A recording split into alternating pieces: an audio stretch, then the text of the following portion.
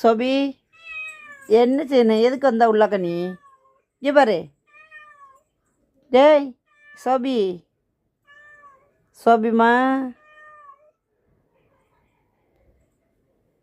இங்கே பாரு. எதுக்கு வந்த நீ உள்ள? சொல்லு. வந்துட்டு கதவை திறந்து விட சொல்றியா நீ? சோபி இங்கே வா.